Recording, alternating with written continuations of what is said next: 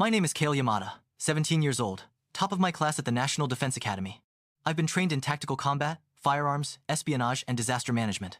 I never expected my first real assignment to be babysitting. That's what it felt like when I got the file.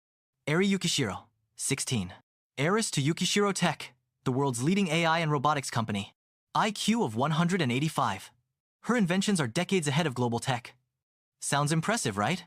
Until you see the warning label stamped on her file in bold red. Warning. Extremely clumsy. Handle with caution. The mission. Go undercover as her personal bodyguard at her elite private academy, Kazuki Institute, and protect her from recent assassination threats. When I first met her, she crashed into a vending machine trying to catch a paper plane she threw herself. Her glasses were askew. Her long silver hair tangled around her scarf, and she had ketchup on her uniform blazer.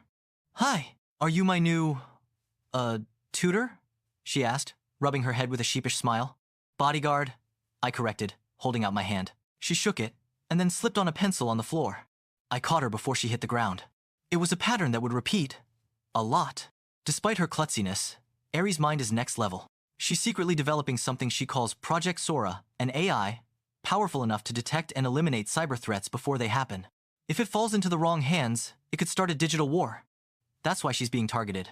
But even with her life in danger, she doesn't act like a billionaire under siege. She acts like a goofy, sweet, socially awkward girl who builds robot kittens and talks to her plushies when she thinks no one's watching. At school, I fend off suspicious students, sketchy staff members, and the occasional malfunctioning robot drone. But something feels off. These attacks, the fire in the lab, the poisoned lunch tray, the hacked elevator, they're too specific. Someone on the inside is helping the enemy. Meanwhile, I can't ignore the bond growing between us. Airi's genuine. She treats me like more than a weapon. She asked about my family, my dreams. No one's done that before. She even made me a friendship circuit bracelet using spare parts and cookies. It doesn't do anything, but I wear it anyway. Then, one night, everything changed. Airi's lab was breached. I found her trapped under debris, smoke in the air, tears in her eyes. "I'm sorry, Kael. I left the firewall open. It's all my fault." I pulled her out, held her tight, and whispered, "You're not alone anymore. I've got you." But the attackers left something behind, a message carved into the wall in glowing red code. "Sora belongs to us. You can't protect her forever." Now it's more than a mission. It's war. After the lab attack, the school was placed on high alert. But the headmaster acted like it was just a gas leak. Airi clutched my arm the whole ride home, eyes wide and quiet. She hadn't said a word since I pulled her out of the rubble. "I should have checked the firewall again," she whispered finally. "I let them in." "No," I said firmly. "You're a genius. They're just scared of what you're building." She tried to smile, but failed. We moved her to a secure mansion on the outskirts of the city, a high-tech fortress with security drones, retinal scanners, and AI-controlled defenses. But Airi still managed to accidentally spill soda on the mainframe on her first day there. I managed to stop the sparks with an emergency foam pack just in time. "You really do need hazard pay," she said, grinning sheepishly. Despite everything, I started training her.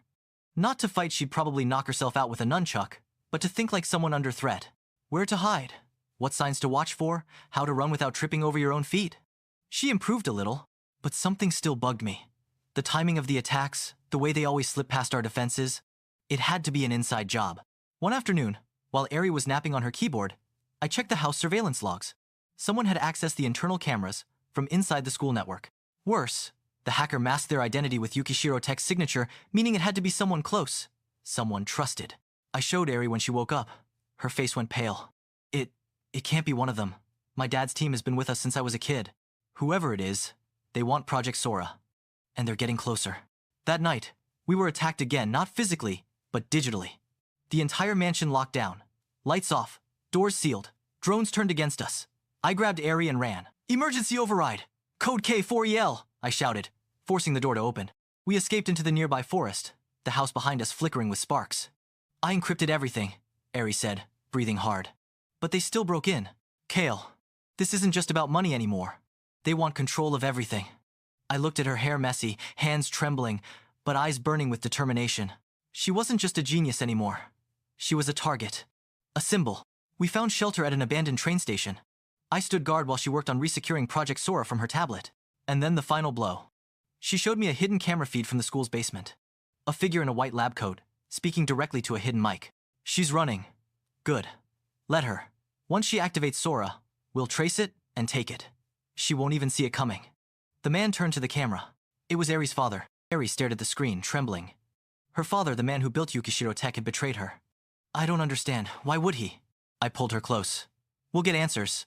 But first, we stop them. She wiped her eyes and nodded. Let's finish Sora. For hours in that cold abandoned station we worked. She coded. I stood guard. And just before dawn, Sora went live not as a weapon, but as a global AI shield. One that no one could steal or control. She made it free. But we weren't done yet. Her father's forces stormed the station. Armed drones, soldiers, all of it. I fought like hell. Airi activated EMP pulses and robotic traps she'd quickly designed. We were outnumbered, but not outmatched. Face to face with her father, Airi stood tall. You used me. But I'm not your tool anymore. He reached for his gun and I stepped in front of her. No more, I said. Before he could fire, Sora triggered a shutdown command. His tech collapsed around him. It was over. Weeks later, the world hailed Airi as a genius visionary. Her father was arrested. And me? I stayed by her side. Not as a bodyguard, but as her partner. And maybe, something more.